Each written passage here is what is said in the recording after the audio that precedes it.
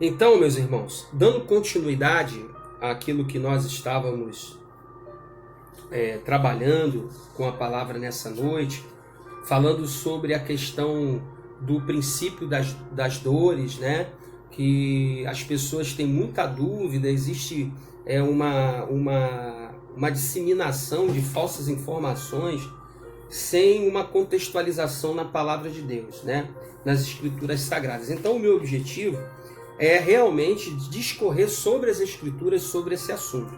Então, eu parei falando sobre acerca da ressurreição, da vinda de Cristo, que é uma dúvida do nosso irmão Bruno. Ele tem dúvidas de como se dará o arrebatamento da igreja. Nós vimos aqui, primeiramente, em Mateus capítulo 24, versículo 36 e 37, que o dia e a hora ninguém sabe, correto? O dia e a hora que isso vai acontecer, ninguém sabe, nem o próprio Jesus. Olha só o que o texto vai nos falar.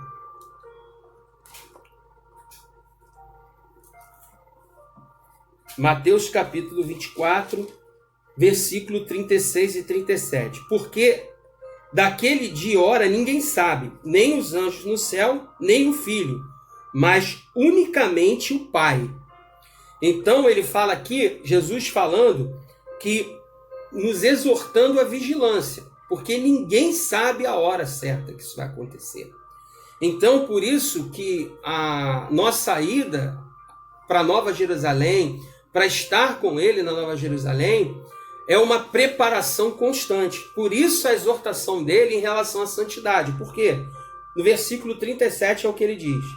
E como foi nos dias de Noé, assim também será a vinda do Filho do Homem. Quer dizer, o dia e a hora ninguém sabe.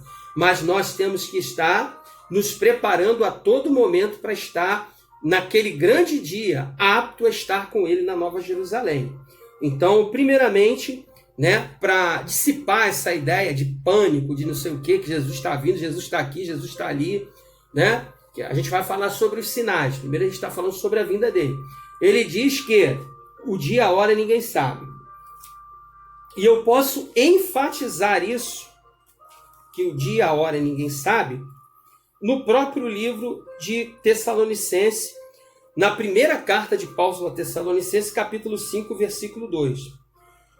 Porque vós mesmos sabeis muito bem que o dia do Senhor virá como um ladrão de noite. Ninguém espera o ladrão de noite.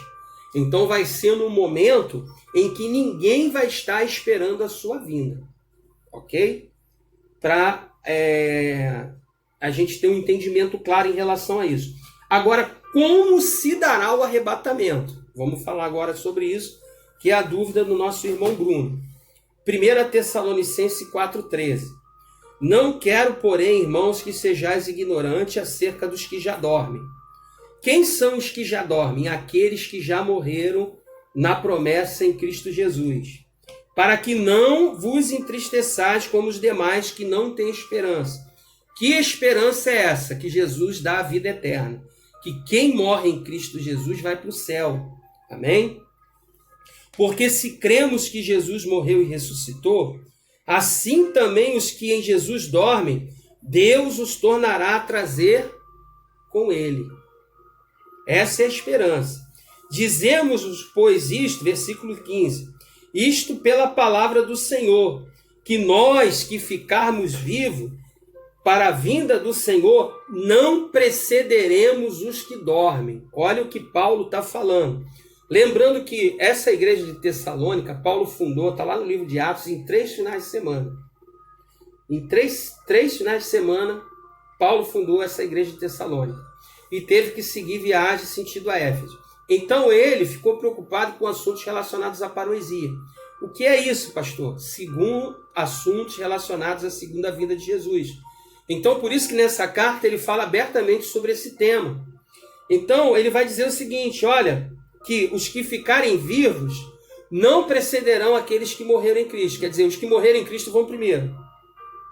Porque o mesmo Senhor, versículo 16, descerá do céu com alarido, com voz de arcanjo e com a trombeta de Deus. E os que morreram em Cristo ressuscitarão primeiro. Depois nós, os que ficarmos vivos, seremos arrebatados juntamente com ele nas nuvens, a encontrar o Senhor nos ares, assim estaremos com ele, estaremos sempre com o Senhor. Versículo 17. Então ele está falando o seguinte, que os que morreram em Cristo, ressuscitarão primeiro, e nós que ficarmos vivos seremos arrebatados.